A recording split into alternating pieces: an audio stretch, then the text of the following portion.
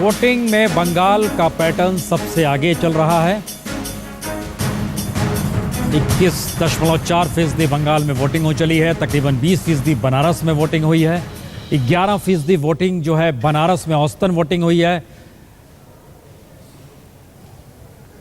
शाम 5 बजे से लगातार तो हम एग्जिट पोल दिखाएंगे, लेकिन उससे पहले अभी तक की जानकारी जो दे रहे हैं उसमें कितनी वोटिंग हुई है, ये एक नजरिया हम आपको बतला रहे हैं।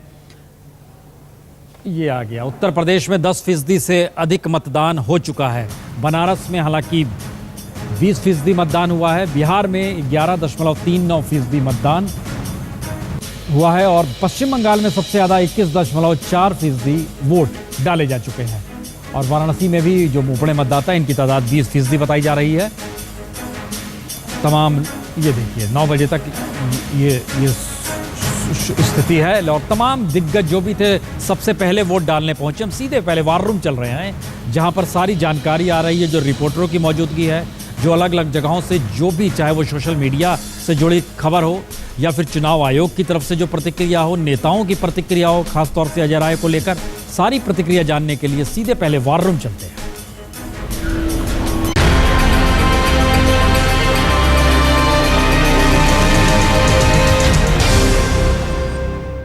यूपी, बिहार, बंगाल की 41 सीटों पर वोट डाले जा रहे हैं और कितना परसेंटेज हो चुका है भाई, कितने वोट डल चुके हैं, कहां से हिंसा की खबर आ रही है, कहां से क्या क्या खबरें आ रही हैं, ये तमाम जानने के लिए आज तक ने खास इंतजाम किए हैं हमारे इलेक्शन वॉर रूम में। हमारी एक लंबी चौड़ी टीम है और इस तरह से ही दरवाज़ा खुलता है इलेक्शन वॉर रूम का।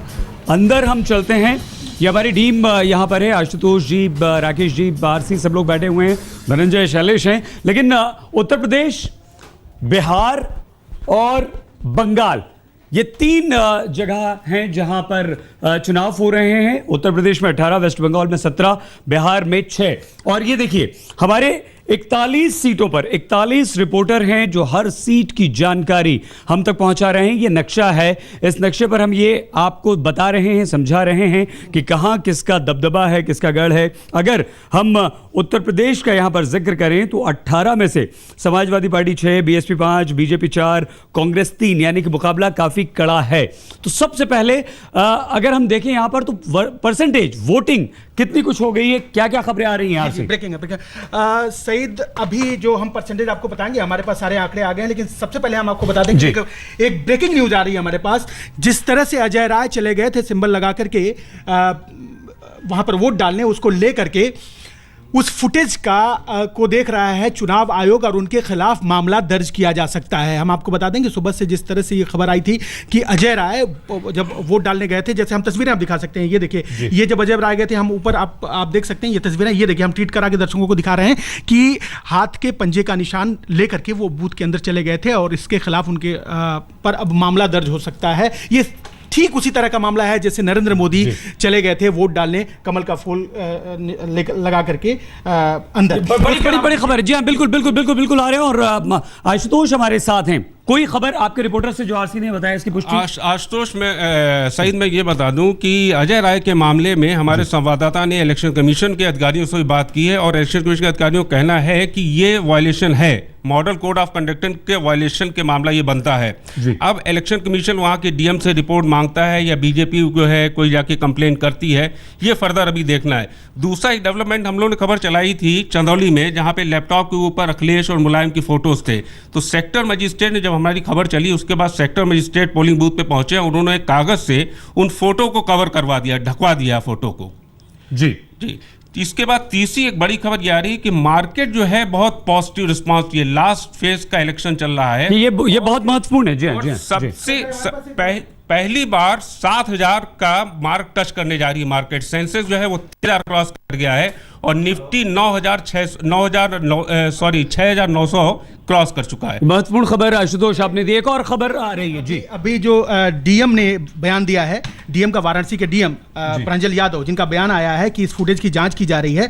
और जिस तरह से बात कर रहे थे, अब हम आंकड़े की बात कर लें कि जिस तरह से वोटिंग फीसदी परसेंटेज आ गया हमारे पास, आप देख लीजिए, ये हमारे पास जो नए आंकड़े आए हैं, आप देख लीजिए, हम ये ग्राफिक्स के जरिए भी इस पर दिखा सकते हैं आपको। और बिहार में 10.93% अभी तक वोटिंग हो चुकी है, यूपी में 10.9 1-2% वोटिंग हो चुकी है और वेस्ट बंगाल हमेशा की तरह लीड बनाए हुए है, बहुत बढ़िया, जी, 21% से ज्यादा वोटिंग है। और सही सबसे इंपॉर्टेंट बात यह है, इसी खबरों में एक आंकड़े जो आए हैं, बात आंकड़े की हो रही है, तो एक आंकड़ा जो आया है ये देखिए, market breaks its all time high history. ये देखिए हम इसको जो दूसरे जरिए से आशुतोष ने भी बताया, देखिए, जी हाँ, दूसरे जी हाँ, जरिए हम आपको दिखाते हैं। ये देखिए ये हमारी वेबसाइट है, ये आज तक की वेबसाइट है, इसके जरिए हम आपको दिखाते हैं और हम आपको बता दें कि bank, oil, capital goods, realty shares करीब 1.5% ऊपर हैं और मेटल, कंज्यूमर ड्यूरेबल्स की बात करें, आईटी की बात करें तो 0.5% ऊपर है। ये बहुत बड़ी बात है।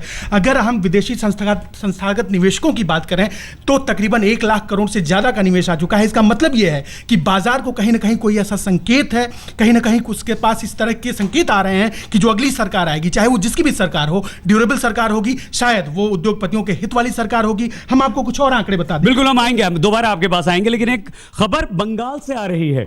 नजर रखे हुए हैं धनंजय, और कुछ हिंसा की खबरें आ रही थी धनंजय। बिल्कुल, हम जरा बनारस से बाहर निकले। बहुत ही सेंसिटिव पॉलिटिकल स्टेट है पश्चिम बंगाल, और वहां पर लार्जली इस बार का चुनाव बहुत ही पीसफुल रहा है। ये देखिए आप, इस वक्त बाशिरहाट लोकसभा कॉन्स्टिट्यूएंसी है जहां तृणमूल कांग्रेस और सीपीएम के जो सपोर्टर्स ये हम आपको ये भी बता दें, हमारे संवाददाता इंद्रजीत कुंडू ने तुरंत ये खबर दी है।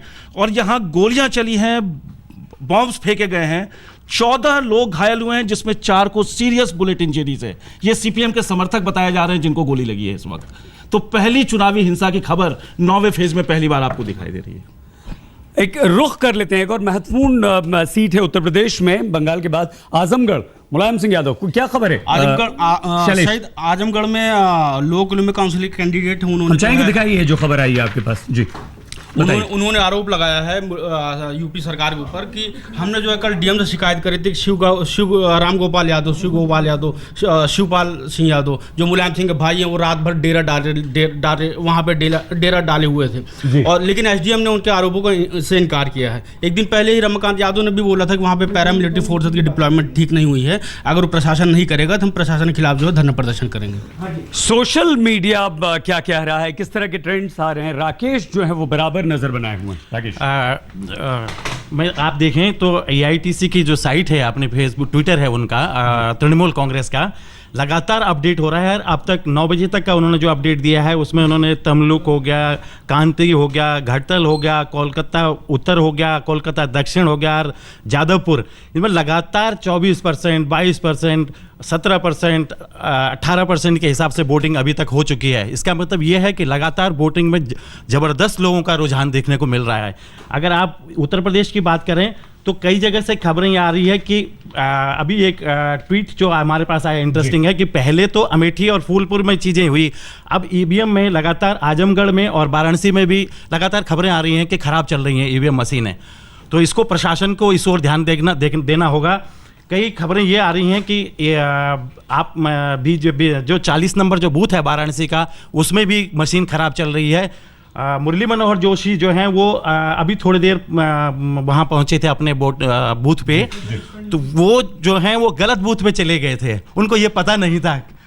ये दिलचस्प बात है। लेकिन देखिए, जिस तरह से उत्तर प्रदेश का हम जिक्र करें हमारे इस नक्शे के जरिए, बहुत ज़्यादा दिलचस्प हो जाएगा। और जो बंगाल से वोटिंग परसेंटेज मिल रहा है, ज़बरदस्त वहाँ पर वोटिंग हो रही है। लेकिन उत्तर प्रदेश में 18 में से समाजवादी पार्टी 6, बीएसपी 5, बीजेपी 4 और कांग्रेस 3, यानी कि यहाँ काफ़ी दिलचस्प होगा। तो हम दोबारा वॉर रूम में आएंगे, एक बार फिर से दिखा देंगे हमारी पूरी की पूरी टीम यहाँ पर काम में लगी हुई है, और पल पल की खबरें आज तक पर हम वॉर रूम से आपको पहुँचा रहे हैं। फिलहाल आपको दोबारा लिए चलते हैं स्टूडियो। चलिए, इधर वार रूम है और उधर बनारस में कम से कम युद्ध स्थल की तरह इस पूरे चुनाव को देखा जा रहा है। कुरुक्षेत्र बना हुआ है।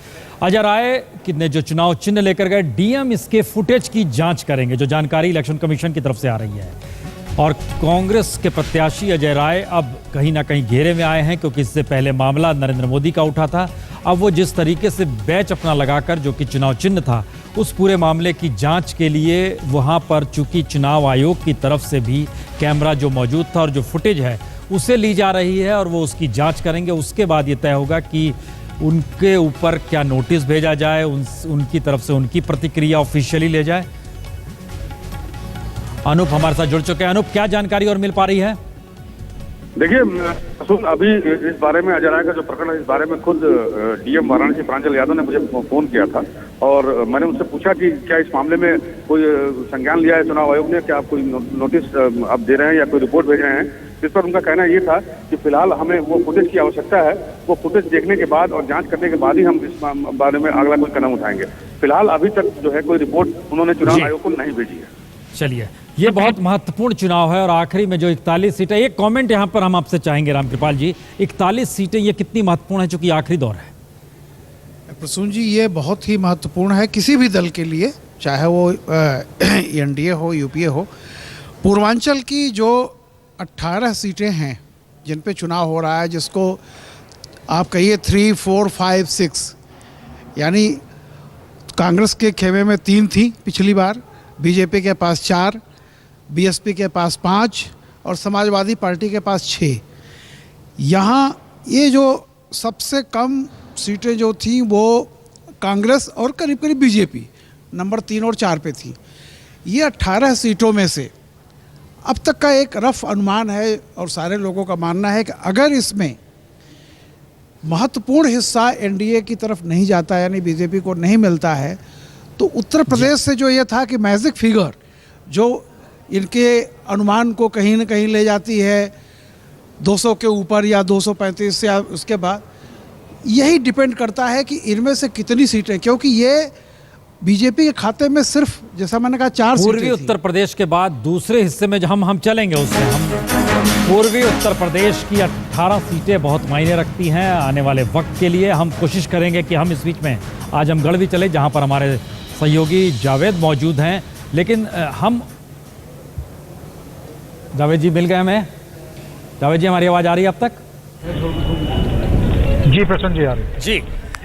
किस स्थिति में वोटिंग हो रही है जावेद जी? जो हम लगातार खबरें आ रही हैं कि बहुत तेजी से मतदान हो रहा है, लेकिन आपसे एक सवाल ये है कि क्या फाइट आमने सामने की मानी जा रही है वहां पर मुलायम और रमाकांत के बीच, या माना जा रहा है कि कुछ जातीय समीकरण बरकरार हैं और चीजें वैसी ही हैं जैसे पुराने दौर में थी? देखिए, मुझे ये लगता है कि जैसे पुराने दौर में थी वैसे ही है, जातीय समीकरण बरकरार हैं। ये जो एक्साइटमेंट है ये ज़्यादा हमारे आपके बीच, मतलब पत्रकारों के बीच में है, या जो मुलायम सिंह के जो विरोधी हैं वो ये दिखाना चाहते हैं कि फाइट बहुत क्लोज है, लेकिन ऐसा बहुत ज़्यादा लगता नहीं है। जो ज़मीनी हकीकत यहाँ है, जहाँ तक मतदान का सवाल है, शुरू में सुबह के वक्त तो बहुत भीड़ थी, लेकिन अब धीमे धीमे करके सूरज जैसे जैसे बढ़ रहा है, गर्मी बढ़ रही है, वोटर टर्नआउट भी थोड़ा कम हो रहा है। अब लोगों की कतारें भी इतनी लंबी नहीं है, बहुत कम लोग नज़र आ रहे हैं यहाँ। प्रसून जी, एक माना जाता है कि एमवाई समीकरण इस इलाके में खासा प्रभावी रहा है, मुस्लिम और यादव का समीकरण, लेकिन संयोग से चूंकि रमाकांत यादव और मुलायम सिंह यादव हैं, तो ऐसे में क्या देख रहे हैं कि अगर पुरानी स्थिति बरकरार है तो मुलायम का मौलाना होना इस कॉन्स्टिट्यूंसी में वोटों का ध्रुवीकरण कर रहा है? देखिए, मुलायम सिंह की जो इमेज है वो जग जाहिर है, और इसलिए हम यहाँ काफ़ी लोगों से हमारी बात हुई जो मुस्लिम समुदाय के हैं, उनसे भी वो उनका रुझान है मुलायम सिंह की तरफ। इसकी तरफ इस बात से मुंह नहीं मोड़ा जा सकता। जहाँ तक यादवों का सवाल है, ये 2 दिग्गज यादवों की लड़ाई है। ये नहीं भूलना चाहिए कि रमाकांत यादव जी बहुत दिन तक मुलायम सिंह के साथ ही थे, बहुत ज़माने तक उनको मुलायम सिंह का शागिर्द माना जाता था। वो बात दीगर है कि उसके बाद उन्होंने हर घाट का पानी पिया, कांग्रेस छोड़ के। वो आज बीजेपी में है, उसके पहले बीएसपी में थे, बीच में सपा में थे। इस इलेक्शन के पहले भी माना यह जा रहा था कि उनकी मुलायम सिंह से बातचीत चल रही थी, और एक उनके बेटे के एमएलसी को टिकट को लेके न मिलने की वजह से ये बात टूट गई और वो भाजपा के कैंडिडेट हो गए। तो यहाँ पर जहाँ तक जातीय समीकरण या मुलायम सिंह की इमेज का सवाल है, जो पहले थी वैसे ही बरकरार है, और मोरलेस ज़्यादातर उन्हीं लाइंस पे वोट भी हो रहा है। चलिए, ये एक स्थिति है। क्यों लगता है, आलोक जी एक कमेंट इस पे चाहेंगे, क्यों पहुंच गए पूर्वी उत्तर प्रदेश मुलायम सिंह यादव? देखिए, इस समय वो उनका भी प्रधानमंत्री बनने का सपना आपको याद हो बहुत पहले से रहा है। प्रधानमंत्री बनते बनते जो है समय गुजराल साहब बन गए, तो इसलिए अभी भी उनको एक, जैसे कहते हैं ना कि आशा पर आकाश टिका है, तो उन्होंने छोड़ी नहीं है आस। और वो इसीलिए आजमगढ़ से भी वो चाहते कि उस इलाके में जहाँ मोदी उस पूर्वांचल क्षेत्र में कहीं ज़्यादा प्रभाव डाल सके, उसका मुकाबला वो करके लोगों को दिखा सके कि नहीं, हम भी मैदान में हैं, यदि कुछ न कुछ भाग्य उनका साथ दे दे।